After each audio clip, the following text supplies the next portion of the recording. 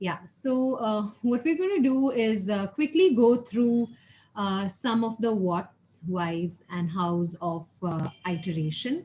And iteration, as you know, is very closely linked to the previous step of prototyping.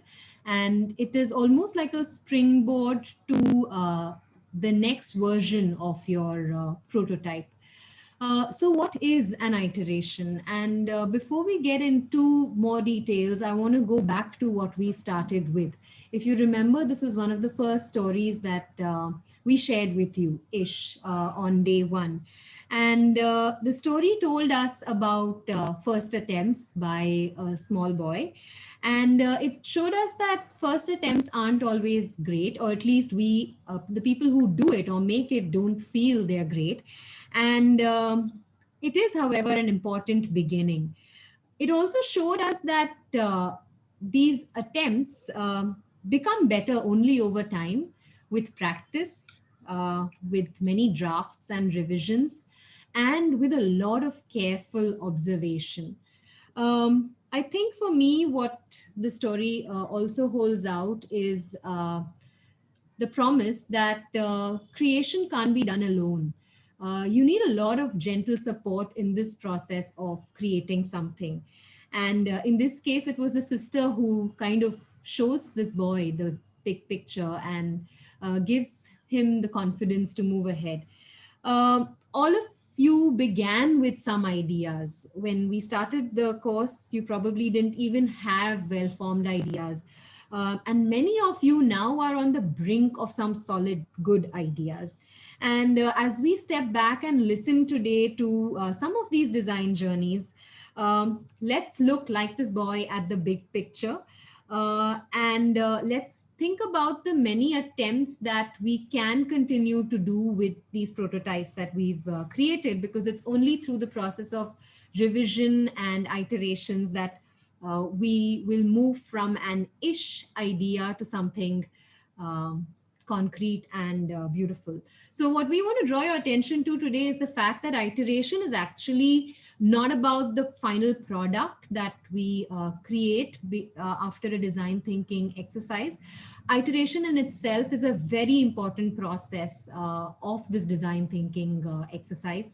And we hope as designers, all of you come to see that it is an integral part of everything we do. And you'd probably see iterations not just in this step of iteration itself, but also in the steps of empathy mapping, in the step of prototyping, and finally coming to creating better versions of your prototype.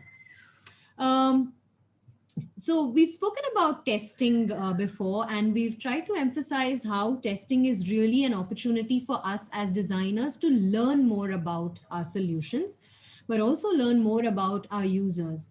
And in some of the in a discussion that I had with my group, I realized that uh, as designers, they actually learned so much from their students, and I think their students even gave them some ideas for the prototype that they tested. And why we test our prototype is to refine our solution, to learn more about our user, and maybe also look at these solutions from a perspective other than that of our own. So it is important to test. It is very important to iterate, because otherwise, what we would be left with is, just a really pale version of our initial idea. And you already might have seen that iterating, just one round of iteration has given you a lot of good feedback. So, where does data for iteration come from? Um, it definitely comes from our prototype. So, it is very important that please make low resolution, low tech versions of your ideas. Make concrete prototypes of it.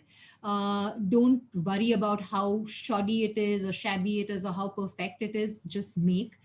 After you make, test. Testing is absolutely important, because that's the only way we'll get more data to improve our prototype.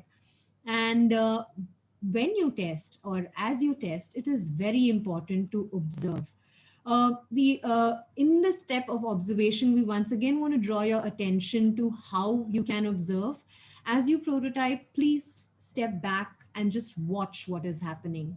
Don't give too many instructions, don't correct them. In fact, watch the way it's being misused, because that might be great data for us as designers on an instruction we're not given very clearly, or an instruction that we've given incorrectly, or something about how the whole thing looks and feels.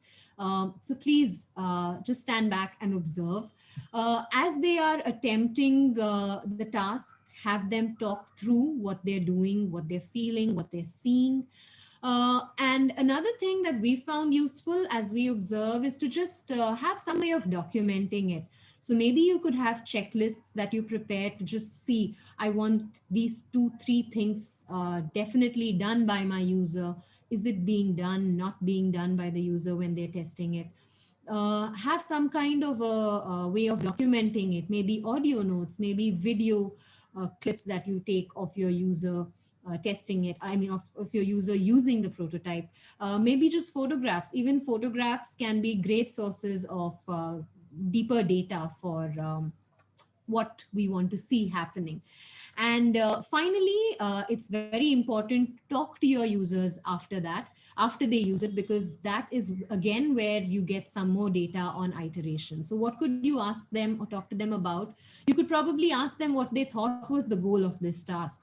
What was the outcome of this task? You could ask them if they understood the instructions. Were the instructions clear? Did they understand it? Could they have been better? And again, I think it's very important to ask them how they felt during this whole exercise of doing the task. What kind of feelings were they going through? Did they like it? Did they dislike it? What did they like? What more would they have liked? All this becomes important points of data for us as designers to move towards another iteration.